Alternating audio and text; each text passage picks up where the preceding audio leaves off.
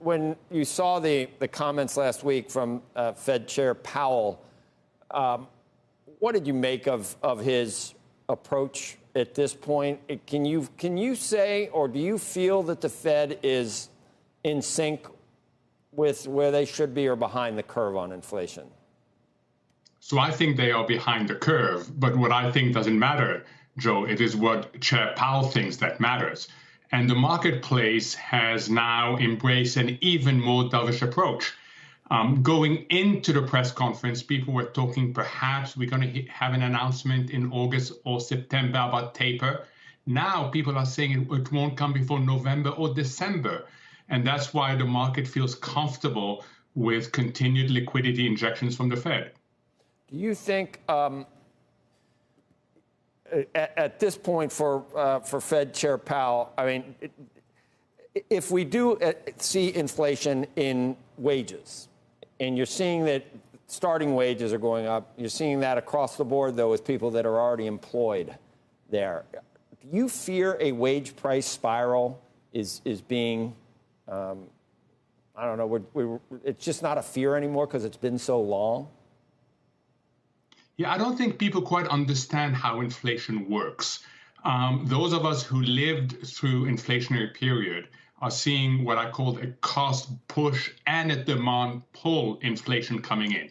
On the cost side, it's not just about higher wages, and that's a good thing that wages are going up.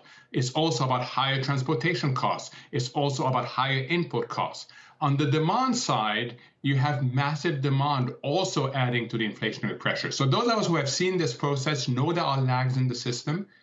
But Joe, I can talk to you about this till tomorrow morning. The minute the Fed starts saying transitory is not just a few months or a few quarters, it could be 1 to 2 years, it becomes, the whole notion of transitory becomes meaningless at this point. And the risk we have is that inflation will get embedded into the system.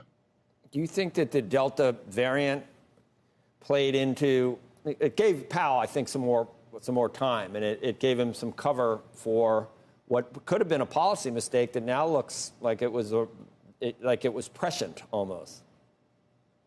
Yeah, I think there isn't any doubt that the Delta variant may, at the margin, slow economic activity, but it also amplifies supply disruption. Talk to people supplying themselves from Vietnam. They'll tell you they're having disruption. So it acts on both sides. And the more the Delta variant spreads, the more people will start talking about this awful thing called stagflation. I want to make clear, I don't think stagflation is a destination for the US economy. It may be part of the journey if we're not careful. We can avoid it, but it could be part of the journey. But so the Delta variant does slow growth down, but it also makes the supply disruptions worse. You think Powell gets another term, Mohammed? I don't know, but over the weekend we started having an interesting compare and contrast between Chair Powell and Governor Brainerd, and it didn't come on monetary policy. It came on elevated asset prices, and it came on digital currency. So it's interesting to see that we are starting to see more of a race than we had before.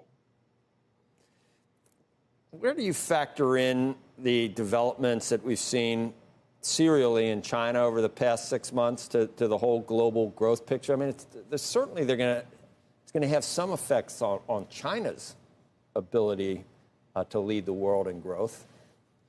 Yeah, and we got the PMI manufacturing number overnight. It came down from 50.9 to 50.4. People are starting to see that the Chinese economy is slowing.